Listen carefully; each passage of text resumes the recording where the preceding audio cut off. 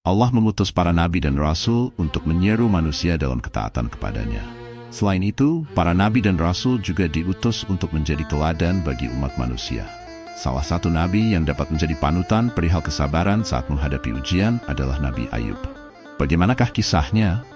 Simak videonya. Tapi sebelum menonton, jangan lupa like, subscribe, comment, dan share. Yang subscribe, semoga dilancarkan rezekinya, dimudahkan urusannya, dan keluarganya selalu dilindungi Allah Subhanahu wa Ta'ala. Amin ya Rabbal Alamin. Nabi Ayub alaihissalam hidup pada tahun 1420. Sebelum ujian kesabaran menimpanya, Nabi Ayub diberikan limpahan karunia nikmat oleh Allah. Beliau dikaruniai badan sehat dengan wajah yang rupawan. Beliau juga diberi anugerah berupa anak-anak keturunan yang baik dan seorang istri yang setia. Menurut pendapat ulama yang paling populer, nama istri Nabi Ayub adalah Rahma binti Afraim bin Yusuf bin Yakub. Di sisi materi, Allah pun memberikan harta yang melimpah sehingga Nabi Ayub menjadi seorang yang kaya raya. Tak hanya berupa uang, harta tersebut juga mewujud dalam bentuk tanah dan bangunan yang luas di daerah Batsniyah, salah satu wilayah dari negeri Huran. Beliau juga memiliki bermacam binatang ternak dalam jumlah yang sangat banyak hingga tak ada orang yang bisa menandinginya. Binatang ternak tersebut berupa unta, sapi, kuda, keledai, dan kambing. Dengan banyaknya nikmat yang telah Allah berikan, Nabi Ayub pun rajin bersyukur. Beliau menjadi seorang hamba yang bertakwa dan menyayangi sesama. Nabi Ayub rajin menyantuni anak yatim, janda, duafa, dan orang yang sedang dalam perjalanan tapi tak punya uang untuk melanjutkan, serta memberi makan orang miskin. 1540 sebelum Masehi. Beliau berasal dari Romawi. Beliau diutus Allah untuk menyeru kaumnya, yaitu masyarakat di daerah Huran atau sekitar Yordania dan Syria, agar menyembah Allah. Sosok penyabar dan penuh rasa syukur Nabi Ayub alaihissalam, mempunyai keturunan dan rezeki yang melimpah. Ia selalu bersyukur dan tekun beribadah. Hal itu membuat iblis iri. Ia meminta izin kepada Allah Subhanahu wa Ta'ala untuk menggoda keimanan Nabi Ayub alaihissalam. Apa yang akan dilakukan iblis kepada Nabi Ayub alaihissalam? Apakah iblis berhasil menggoda keimanannya? Nama Ayub alaihissalam disebutkan Allah bersama para nabi lainnya pada Al-Quran. Surah An-Nisa ayat 163.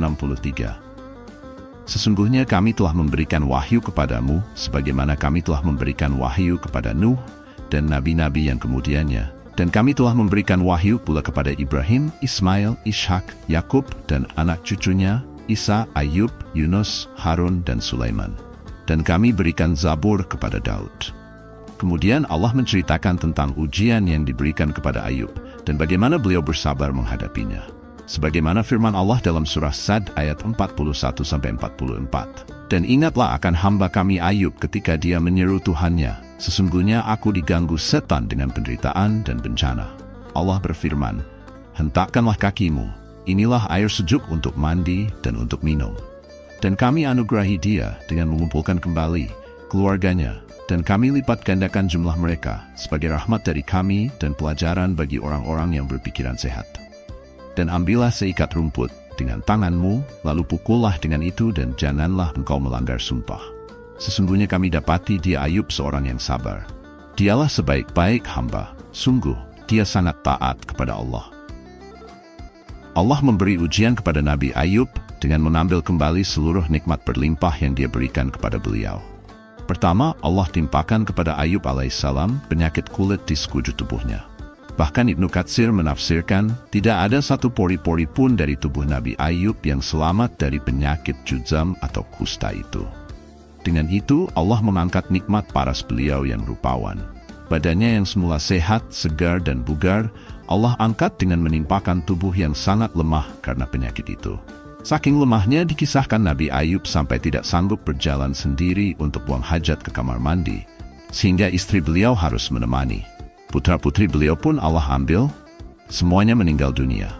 Tak sampai di situ, harta Nabi Ayub yang berlimpah dan tak ada yang menandingi jumlahnya juga Allah tarik kembali.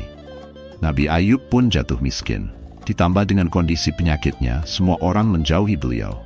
Nabi Ayub pun mengasingkan diri ke suatu tempat. Hanya istri beliau yang setia menemani, juga 2 orang sahabat beliau yang selalu mengunjungi. Para ulama pun berselisih pendapat mengenai berapa lamanya Nabi Ayub menjalani ujian tersebut. Ada yang mengatakan bahwa Nabi Ayub sakit selama 18 tahun. Ada juga yang berpendapat hanya 3 tahun saja. Sebagian ulama ada pula yang menyebutkan bahwa Ayub alaihissalam ditimpa musibah tersebut selama 7 tahun, 7 bulan, 7 hari.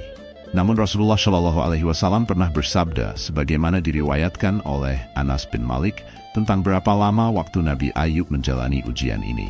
Sesungguhnya Nabiullah Ayub alaihissalam berada dalam ujiannya selama 18 tahun. Baik keluarga dekat maupun keluarga jauh menolaknya, kecuali 2 orang laki-laki dari saudara-saudaranya. Kedua saudara itulah yang selalu memberinya makan dan menemuinya. Istri Nabi Ayub pun sangat kasihan melihat kondisi suaminya itu. Hingga pada suatu hari saat membawakan makanan untuk Nabi Ayub, sang istri mengusulkan sesuatu kepada beliau. "Wahai Ayub, seandainya engkau mau meminta kepada Allah, tentu Dia akan memberimu jalan keluar." Demikian saran istrinya yang tak tega melihat Ayub alaihissalam sakit demikian lama. Namun, apa jawab Nabi Ayub? Beliau menolak dengan alasan yang luar biasa. Jawaban inilah yang menandakan betapa tingginya derajat keimanan Nabi Ayub. Kesabaran tingkat tinggi juga beliau perlihatkan melalui jawaban atas saran istrinya tersebut. "Aku telah diberi kesehatan selama 70 tahun. Sakit ini masih derita sedikit yang Allah timpakan sampai aku bisa bersabar sama seperti mas sehatku, yaitu 70 tahun. Demikian jawaban Nabi Ayub. Jawaban tersebut juga sekaligus menjadi penegas bahwa hati beliau sama sekali tidak terpengaruh dengan ujian dahsyat yang ditimpakan Allah. Kedua sahabat yang masih setia mengunjungi dan membawakan makanan pun khawatir akan ujian yang menimpa Nabi Ayub. Terbersit dalam benak salah satu di antara keduanya bahwa ujian Nabi Ayub mungkin disebabkan karena dosa besar yang pernah beliau perbuat.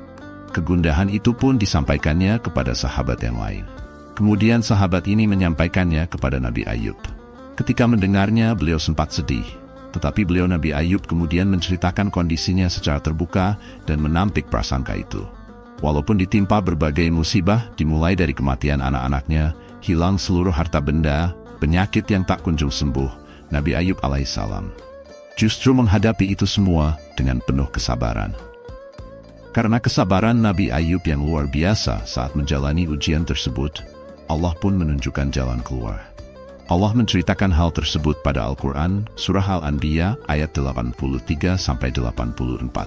"Dan ingatlah kisah Ayub ketika dia berdoa kepada Tuhannya, 'Ya Tuhanku, sungguh aku telah ditimpa penyakit, padahal Engkau Tuhan yang Maha Penyayang dari semua yang penyayang.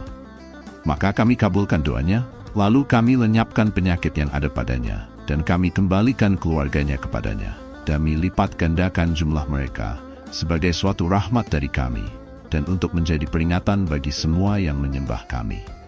Kisah tersebut sama dengan firman Allah pada surah Sad ayat 41-40 di atas. Allah mewahyukan kepada Nabi Ayub untuk menghentakkan kaki beliau ke tanah. Kemudian dari sana Allah pancarkan mata air yang sejuk. Nabi Ayub pun bergegas mandi di mata air tersebut, hingga sembuhlah penyakit kulit dari badan beliau. Allah juga memerintahkan kepada Nabi Ayub untuk minum dari mata air tersebut. Kesejukan airnya kemudian mampu membasuh batin Nabi Ayub, sehingga beliau kembali sehat bugar lahir dan batin. Kekuatannya pun kembali pulih, bahkan seperti tidak pernah sakit. Saat beliau hendak menemui istrinya, sang istri sempat tidak mengenali Nabi Ayub. Walaupun Nabi Ayub tampak sama seperti saat beliau sehat dulu, sebetulnya sang istri mengingat postur dan wajah Nabi Ayub sebelum sakit itu. Akan tetapi, dalam bayangan istri Nabi Ayub, beliau masih lemah dan berpenyakit kulit, sehingga ia tidak menyangka bahwa sang suami akan sembuh lebih cepat. Keduanya pun bersukacita mengucap syukur kepada Allah. Sesuai firman Allah pada surah Al-Anbiya dan surah Sad tersebut di atas, bahwa Dia juga mengembalikan anggota keluarga Nabi Ayub dengan jumlah yang berlipat ganda. Harta Nabi Ayub juga Allah kembalikan lagi sebagai hadiah atas keridhaan beliau menjalani ujian. Dalam beberapa riwayat dikisahkan untuk mengembalikan harta kekayaan Nabi Ayub, Allah mengirimkan 2 awan.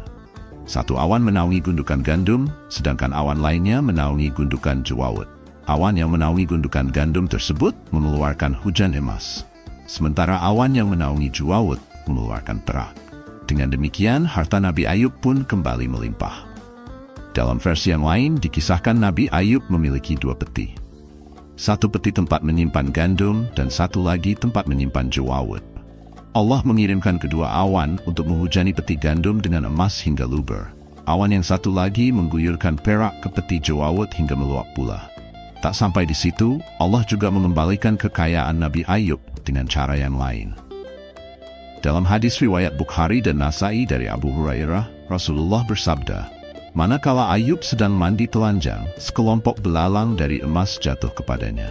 Maka Ayub memunguti dan menyimpan belalang itu di bajunya. Tuhan memanggilnya, 'Wahai Ayub, bukankah aku telah membuatmu kaya seperti yang kamu lihat?' Ayub menjawab, 'Benar ya Rabbi, akan tetapi aku selalu memerlukan keberkahan-Mu.'"